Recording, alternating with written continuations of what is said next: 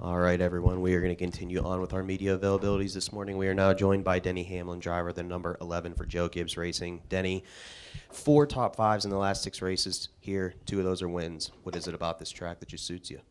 Yeah, it's we've really kind of got a great baseline for a setup. Even though, we switch cars, it seems like we've kind of figured out what I like at this track, and teams just really brought fast cars every time. So it should be in our wheelhouse this weekend. All right, we'll open up to questions for Denny. If you have a question, just raise your hand. We'll get a mic to you. We'll start out with Bob here in the front. Bob Hockers, Fox Sports. Do you feel 23-11 has any chance of still getting Kyle Busch, or is that ship sailed? I'm not really sure. Go to Dustin in the back. Dustin Albino, JC.com. Denny, Ty has 5 top 20s in his first 7 starts. Overall, how would you kind of evaluate his performance? Yeah, he's been, good. He's done what we've asked him to do. It's still a learning process. He's still 19. He's still learning as he goes. I think that certainly, I think he realizes the fence between the Xfinity and the Cup Series garage is a very tall one. And these guys are really, really good. So it's difficult, but he's learning every week, and he's not tearing up equipment, and he's getting us in the top 20. So it's good. We'll go to Dave, then Lee, then Chris. Dave Moody, MRN. Your thoughts on racing at North Wilkesboro next May? Yeah, I think that's a great thing for our sport. It's good news that the state's pitching in to help with that. I think it's great for short track racing, grassroots racing. I think that, we certainly have some places in our schedule for those sweetheart type racetracks, like there in Martinsville and whatnot. They don't always have to have fancy suites and whatnot. You've got a place in it. Now it needs to be, you need to have that in certain markets, but I would say that North Wilkesboro is probably not that market. So I think it's really nice. I think it's probably good that sounds like they're going to keep the payment the same. It's just traffic. Can they work on the traffic and get that quite a bit better? Because I think that was a major problem in the past, and even last weekend sounded like it was pretty bad. We'll go to Lee. Lee Spencer Racing Boys. I've got several.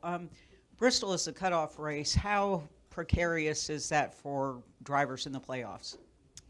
It really depends on your situation. I think that there's probably going to be 7 or 8 guys that are on edge going to Bristol for a cutoff race. There's going to be probably 4 or 5 going to feel pretty good about it, won't let it really concern them and how they drive.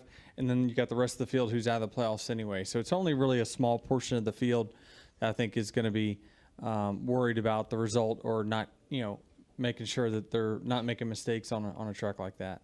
For those of us on the outside looking in, you're very familiar with what the charters are. You've been through that whole experience. Can you kind of bring us up to date what the charter market looks like? Because, in the past you've said down the road you'd like to be 3 teams. And certainly if, with Kyle's availability, adding a 3rd team would have been delightful if charters were available at a reasonable price. I know that that's kind of kept Dale Jr. waiting until the market corrects itself. Where are we at with the charters right now? Yeah, I think that there's a lot of factors in Dale Jr. I think that he wants to see the business model change also. I don't think that doesn't matter the price of the charter. It's an asset. It's essentially, but what does it cost you to run your business? So I think that that's probably what's kept him on the sidelines more than anything. So as far as the market, I don't know, what it is. We haven't dug too deep into that. I think that there's too many unknowns that the teams need to know between now and 2025 to figure out, what can we afford? A 1 car, a 2 car, a 3 car? We don't know. And finally, what have you learned since expanding to 2 cars on the ownership side? What has been like the biggest challenge, and finally at the end of that, will you give us an update on Kurt? Thank you. Yeah, I think it's been good going to 2. Certainly Kurt did what we asked him to do coming in this year, and that's, be a great teammate to Bubba, and I think that it helped us share some resources. Certainly, so there's some efficiencies that we gained from 1 to 2 with personnel. We probably would gain a little bit more in 3, and then 4 it's just like add another team. So, so I think that certainly that, you know, there's positives to it. I don't see any negatives to having, you know, the 2 from 1. But I think that we really liked the addition of Kurt. That was really the catalyst for us starting a second, is to have someone like Kurt to be a great veteran and mentor, and really evaluate, you know, how is our team? You know, he's been part of successful teams before, and, you know, I don't see the road crew and the personnel that much on the weekend. I'm so focused on the 11 car and what I need to do to make my team better that I can't really take time off to see how they're operating over there. So Kurt's kind of the person that really helped with that. So I think that it's been really good, and obviously we hope to have him back, and you know, the 45 car this year and next year is still Kurt's, and we plan on Kurt running unless he tells y'all otherwise. Thanks. Go to Chris. ChrisKnightCatchfence.com. Denny, I saw you yesterday talking about the All-Star show or the short track showdown. Is there any chance that comes back to life, or what will it take, or has that door closed? Yeah, I mean, certainly we would like to. You know, we stopped during COVID for obvious reasons. No one could even go to a race during that time where we had it in, I believe, 18 or 19, and then 20 happened, and then we stopped. So it's got to be the right situation for sure. You know, we did it to kind of bring, you know, people back to local short tracks. I don't know that, you know, North Wilkesboro is not a track where they have a weekly show. So does that fit our mold or not? I'm really not sure. We did it at Richmond also, and it wasn't a weekly racing show. So I would like to do it during then. I've reached out to Marcus about, you know, making it, doing it during that weekend of All-Star Weekend.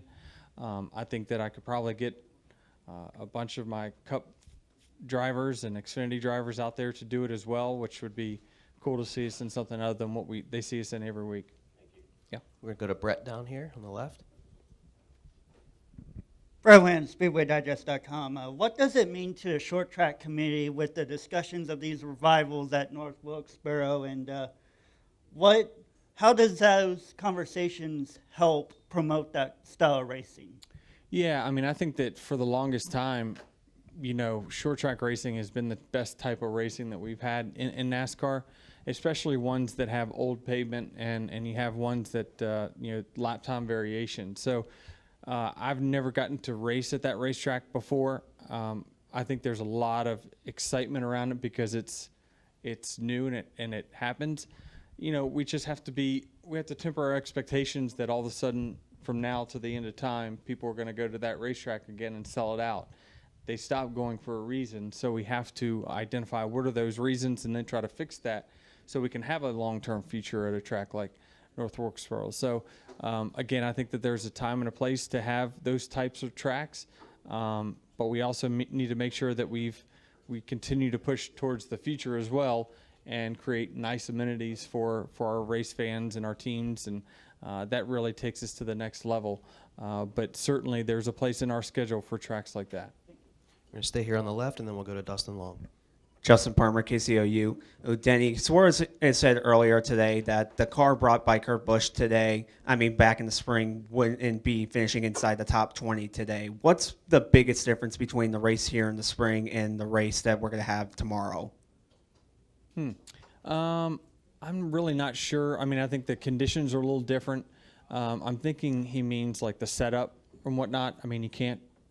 You're not supposed to change anything on the overbody. So I don't know that I'm really not sure about that part of it, but I think that the teams have gotten better over time, but Kansas race wasn't that long ago. So I think top 20 would be a stretch, but certainly I think that we continue to evolve, but it just seems like there's certain manufacturers that run good on certain types of racetracks. This is one of the good ones for Toyota. So I think that no matter what, whether it was 3 months ago or not, that probably the 45 car would be pretty strong this weekend. But yeah, we continue to evolve. But we're not making those big jumps like we used to when we used to build our own cars. Usually around Coke 600 weekend, we would bring out a new chassis. We would run it for the summer months, play with it, and try to fine tune it for the playoffs. And then we would come with our, biggest and baddest wind tunnel numbers and for the playoffs. And there's no secret that the Final Four would always be kind of the fastest 4 cars on the racetrack. I think that this year probably won't be that way. I think that those cars probably got through tech rather easily compared to others. Not to be a conspiracy theorist, but they were the fastest 4 cars for a reason. And, but I just don't think with this car you have the ability to do that. So I think that the Final Four this year, it potentially could be the first time where the champion does not win the race. Potentially. Wrap up here with Dustin Long. Dustin Long, NBC Sports. A couple things. One, how are you? Are you fully healed from Daytona? Yeah, I feel pretty good. Right shoulder stuff, but I'm okay. That's not going to need a off-season surgery or something. We're talking maybe. We'll see. Obviously, there's a lot of talk in terms of with Kyle. Is there still, obviously, I know that Tyler is signed through at 2024. Is there any chance Tyler could be in one of your cars, 2311, before 2024?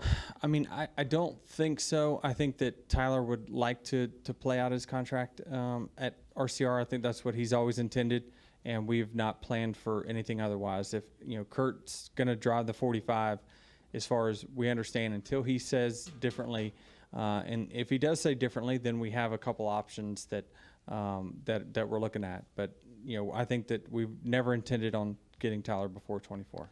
And also, the fire in Harvick's car last week, certainly he was very outspoken. The drivers have been outspoken about some safety elements of the car. Is the dialogue changing in terms with NASCAR, or is it the point that it's the playoffs and you're not tuned into that stuff because you're focused on playoffs as opposed to all the other issues and safety issues? Yeah, we met with NASCAR this week about it, and I think that they're proactively right now. They're proactively going after it. Obviously, they made a bunch of changes this week.